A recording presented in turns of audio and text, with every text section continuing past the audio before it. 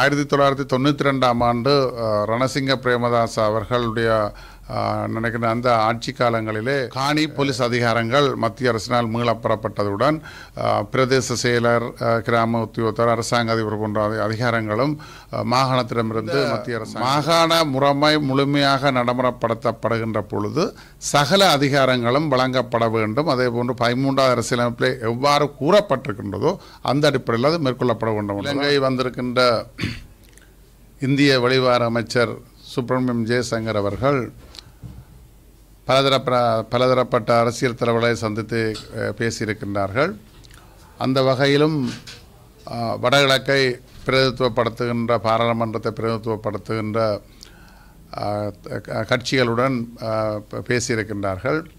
அந்த இடத்தில் 13வது இந்திய இலங்கை ஒப்பந்தத்தின் அடிப்படையில் கொண்டு வரப்பட்ட 13வது அரசியலமைப்பை நடைமுறைப்படுத்த வேண்டும் என்கின்ற கோரிக்கைகளும் எழுப்பப்பட்டிருக்கின்றன. அது தொடர்பாக ஜனாதிபதி வேட்பாளர்களாக போட்டியிடுகின்ற அனுகுமார் திசாநாயக்கா, அதே போன்று சஜித் பிரேமதாசா போன்றவர்கள் அதுக்கு உறுதிமொழி அளித்திருப்பதாகவும் 13 நடைமுறைப்படுத்துவதாக உறுதிமொழி அளித்திருப்பதாகவும், அதே நேரம் இந்த சூழல் ஜனாதிபதி தேர்தல் நடைபெறுகின்ற சூழலில் நடைபெறப்போகின்ற சூழலில் இந்த சந்தர்ப்பத்தை பயன்படுத்தி இந்த தமிழ் கட்சிகளும் அதை செயல்படுத்த 13 நடைமுறைப்படுத்த விரைவுபடுத்தக்கூடிய வாரியான கருத்துக்களை கூறியிருப்பதாகவும் செய்திகள் இருக்கின்றன. ஆனாலும் அவர்களுக்குள்ள சந்தித்த எல்லா கட்சிகளுக்கும் ஒரு கருத்து நிலப்பாடு இருக்கவில்லை என்ற கருத்துக்களும் இருக்கின்றன. அதாவது ஒற்றையாட்சி கீழே நாங்கள் இந்த நாட்டில் வாழ முடியாது அல்லது இந்த அரசியலமைப்பை ஏற்க முடியாது என்ற கருத்துக்களும் சுப்பிரமணியம் ஜெயசங்கர் அவர்களிடம் வெளிவார அமைச்சரிடம் கூறப்பட்டதாக செய்திகள் இருக்கின்றன. ஆனாலும் சஜித் பிரேமதாசா எதிர்க்கட்சித் தலைவர் அதை நடைமுறைப்படுத்த வேண்டும் என்ற கருத்துக்களையும் கூறியிருப்பதாகவும், அதற்கு தான் பாராட்டு தெரிவிப்பதாகவும் திரு சுப்பிரமணியம் ஜெயசங்கர் அவர்கள் கூறியதாக அந்த செய்திகள் தொடர்கின்றன. ஆனால் எங்களை பொறுத்தவரை கடந்த இந்திய இலங்கை ஒப்பந்தத்தின் பின்னர் கொண்டு வரப்பட்ட 13வது அரசியலமைப்பை ஆரம்பமாக கொண்டு நாங்கள் எமது இனப்பிரச்சினைக்கான தீர்வை நோக்கி நகர்வோம் என்பதை நாங்கள் தொடர்ச்சியாக வலியுறுத்தி வந்திருக்கின்றோம். ஐநா மனித உரிமை பேரவையும் அதனை பரிந்துரை செய்திருக்கின்றது.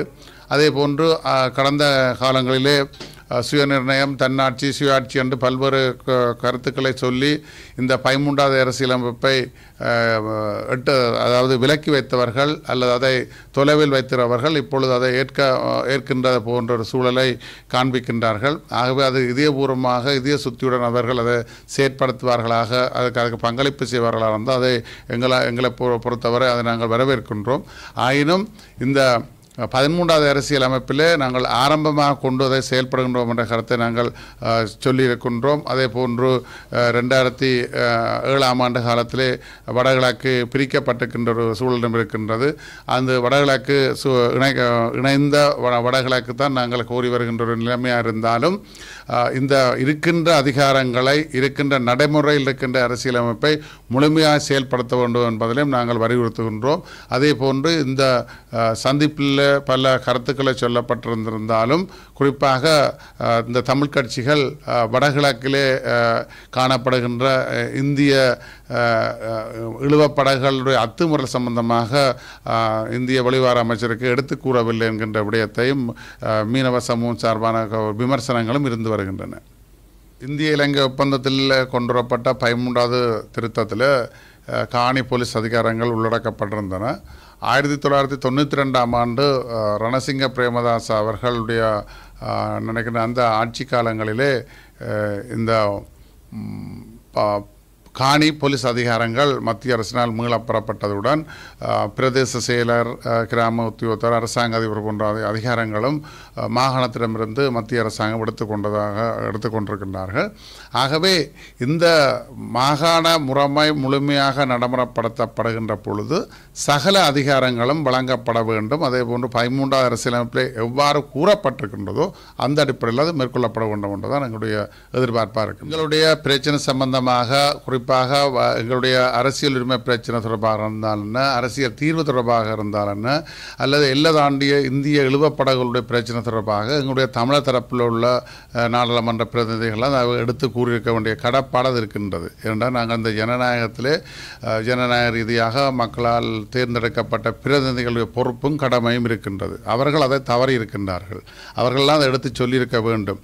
இந்தியாவினுடைய நிலப்பாடு சம்பந்தமாக ஜெயசங்கர் அவர்கள் அந்த கருத்தை சொன்னாரா சொல்லலையா என்பதற்கு அப்பால் எங்களுக்கு அந்த பொறுப்புகளும் கடமைகளும் இருக்கின்றன. அதே போன்று எங்களுடைய நாட்டில் இருக்கின்ற பொருளாதார நிலைமை சூழலிலே எங்களுடைய பிரதேசங்களுடைய அபிவிருத்திகள் சம்பந்தமாக இந்தியா கூடுதல் கரிசனை கொண்டு செயல்படுகின்றதை நாங்கள் வரவேற்க வேண்டியதாக இருக்கின்றோம். எங்களுடைய பொருளாதார சூழல் அவ்வாறான சூழலாக இருக்கின்றது. இது காற்றாலை மின்சாரமாக இருந்தாலும் ஏனைய தொழிற்பாடுகளாக இருந்தாலும் எங்களுக்கு அவ்வாறான தேவைப்பாடுகள் இருந்து வந்து வருகின்றது. குறிப்பாக வடக்கிலே அதனுடைய முதலீடுகளை மேற்கொண்டு பல்வேறு பொருளாதார வளர்ச்சிகளை முன்னெடுப்பதற்கு இந்தியா கணிசமான பங்குகளை வழங்குகின்றது. அதே போன்று பல திட்டங்களை கேட்டிருந்த பொழுதும் கடந்த மாகாண சபை ஆட்சி காலங்களில் அதுக்கான அங்கீகாரங்களை அல்ல அதுக்கான ஒத்துழைப்புகளை மாகாண சபை நிர்வாகம் அதை வழங்கவில்லை என்கின்ற கருத்துக்களும் இருந்து வருகின்றது. ஆகவே இந்தியா தன்னுடைய நிதிகளை செலவழித்து எங்களுடைய வடகிழக்கு தமிழ் மக்களுடைய வளர்ச்சிக்காக செயற்படுவதை நாங்கள் வரவேற்க வேண்டுமே தவிர அதை நாங்கள் கருத்துக்களுக்கு ஆய்வுகளுக்கு உட்படுத்துவது என்பது அது ஒரு பொருத்தமற்ற விடயமாக நாங்கள் பார்க்கின்றோம். அதே போன்று மீனவர் பிரச்சனையில் கூட தமிழ் பிரதிநிதிகள் தேர்தல் காலங்களிலே அந்த மக்களுக்கு அரணாக அல்லது அந்த மக்களுடைய குரலாக ஒலிப்போம் என்கின்ற கருத்துக்களை சொல்லி வந்த பிரதிநிதிகள் அந்த விடயங்களை எடுத்து சொல்லியிருக்க வேண்டும். அவர்கள் கடந்த சந்தர்ப்பங்களில் அவர் அவ்வாறான பேச்சுக்களை தவிர்த்து வருகின்றார்கள். இந்தியாவினுடைய முரண்பாடுகளை வளர்த்து கொள்ளக்கூடாது என்கின்ற எண்ணவோ கருத்தில் அவர்கள் அதிலிருந்து விலகிக் கொள்கின்றார்கள். ஆனால் நாங்கள் அந்த விடயங்களை வலுவாக எடுத்து சொல்கிறோம். எங்களுக்கு ஏற்படுகின்ற பாதிப்புகளை வலுவாக எடுத்து சொல்லி வருகின்றோம். டிவிஐ யூடியூப் சேனலில் இணைந்திருக்கும் நேர்கள் அனைவருக்கும் எமது நன்றி. எமது காணொளி தொகுப்புகளை தொடர்ந்து நீங்கள் பார்வையிடுவதற்கு கீழிருக்கின்ற பெல் பட்டனை அழுத்துவதனூடாக நோட்டிபிகேஷனில் பல காணொளி தொகுப்புகள் உடனுக்குடன் உங்களை வந்து சேரும். அருகில் இருக்கின்ற முக்கிய காணொளி தொகுப்புகளையும் பார்வையிட தவறாதீர்கள்.